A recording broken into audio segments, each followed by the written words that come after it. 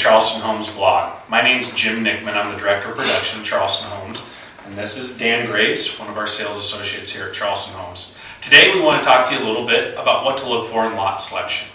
With that, Dan. Well, thank you, Jim. And first of all, I want to say I think Jim is actually the most construction knowledgeable person in the Omaha area. So there's no better person to discuss this with than him.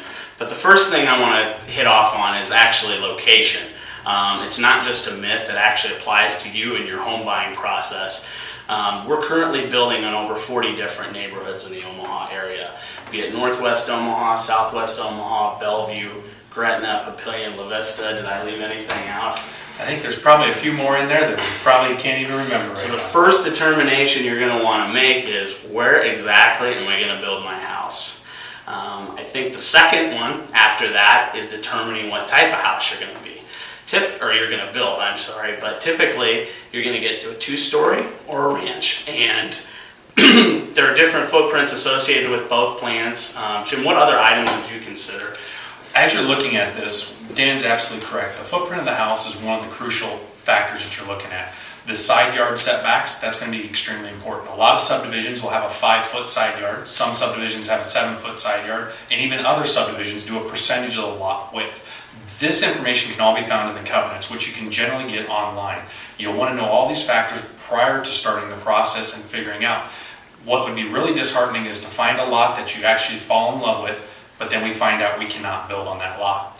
So with that being said, as long as you start doing your due diligence up front, and we, with knowledgeable sales staff like Dan, can help you through that process.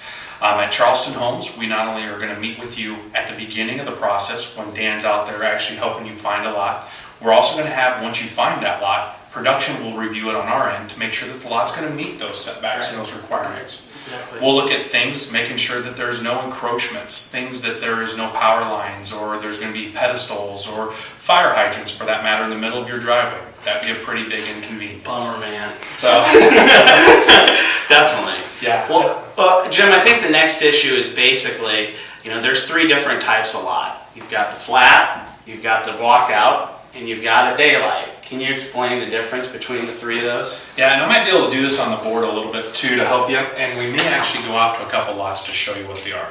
The first one, and you're right, Dan, you're going to have the flat lot on here. Now with the flat lot, what you're going to see on the lot is that this is the street here. You're going to see the lot continue to rise slightly. Now from this point here, you're going to be 3 to 6 foot above what this point is right here. That's a typical flat lot. What this does is as you build your house on this lot, by the way, at Charleston Homes, we build a much better house than what I'm drawing here for you. But as you build your house and sits on this keeps the drainage going to the street and keeps the flow going all the way around the house. The second style of lot is going to be a daylight lot. With the daylight lot, you're going to actually see the lot is going to come up slightly and then drop off. Now this point here is going to be about 3 to 6 foot difference from this point here. So again, this is the street here. Your house, as it sits on this lot, will actually sit like this. What this is going to do is allow your windows in the bottom here to have a great view out. If you start getting higher than the 6 foot, you're going to be getting closer to a walkout lot that may not work for you. Again, I better put the roof on your house so you make sure we know what we're looking at. The third lot is going to be a walkout lot. Now, a walkout lot, you're still going to go slightly up, but you're going to come down even greater. The house is going to sit here like this, so that this way, the walkout lot, by the time we grade, everything's going to drain towards the back. The front is all going to drain towards the street here. In doing this distance from here to here is somewhere about 6 foot plus. And again, these are just general terms. This will vary on every lot that we build on. There's a lot of different factors that will help you through, but just to get you started in looking what you're looking at for out there and in the selection process with Dan, etc., this will give you an idea. Well, that's just a preliminary look of things to think about when looking for your lot.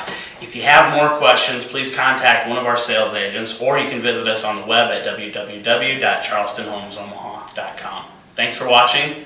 Thank you, Jim. Thank you, Dan. We'll see you guys later. Have a good one.